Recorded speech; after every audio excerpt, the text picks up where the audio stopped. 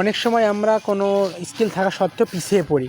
মনে করেন আপনি কোনো একটি স্কিল জানেন, এটা হতে পারে যে কোনো কিছু হতে পারে, আপনি ফ্রিল্যান্সিংয়ের জন্য এগিয়ে যাচ্ছেন অথবা কোনো একটি স্কিল শিখছেন, বাট দিন শেষে আপনাকে আপনার ক্লায়েন্টকে বোঝাতে হবে যে আপনি আদৌ কাজটি কমপ্লিট করতে পারবেন কিনা। হতে পারে আপনি একটা অ্যাপ ডেভেলপ করতে পারেন, অথবা একটা ওয়েবসাইট তৈরি করতে পারেন, অথবা গুগল অ্যাডস তৈরি করতে পারেন, যে কোনো হোক আপনি যে কোনো একটা কিছু আপনি আপনার ক্লায়েন্টের জন্য করতে পারেন, বাট দিন শেষে আপনি তাকে এক্সপ্লেইন করতে পারেন না। বলতে চাচ্ছি যে আপনার কমিউনিকেশন স্কিলটা খুব ভালো নয়, আপনি ইংরেজিতে খুব ভালো নয়, আপনি গুছিয়ে কথা বলতে পারেন না, আপনি যে বিষয়টা তার জন্য করবেন আপনি তাকে সেই কনফিডেন্সটা দিতে পারছেন না যে আপনি তার জন্য প্রজেক্টটি সম্পূর্ণ কমপ্লিট করতে পারবেন।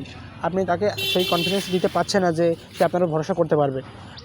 আপনি অবশ্যই কাজটি পারেন, কিন্তু আপনার কথা বলার মাধ্যমেই প্রকাশ পাবে যে আপনি আজও কমপ্লিট করতে পারবেন কিনা। কথা বলার মাধ্যমে আপনি প্রজেক্টগুলো পাবেন। সো কথা বলা এক ধরনের স্কিল, আপনার চেষ্টা করবেন ইংরেজি ভালোভাবে শেখার এবং সুন্দরভাবে কথা বলা, তাহলে আপনার যে স্কিলটা রয়েছে সেটার মাধ্যমে আরও নিজেকে আরও অন্য লেভেলে নিয়ে যেতে পারবেন। অন্য যারা রয়েছে তাদেরও তো সেই স্কিলটা রয়েছে। তখন আপনার যদি কমিউনিকেশন স্কিলটা অনেক ভালো হয়, যে আপনি গুছিয়ে কথা বলতে পারেন, ইংরেজিতে ভালো হয়ে থাকেন, তাহলে আপনি খুব সহজে উপরে উঠে যেতে পারবেন। আশা করি বুঝতে পেরেছেন। কোনো ভুল হয়ে থাকলে ক্ষমা দৃষ্টিতে দেখবেন। ধন্যবাদ।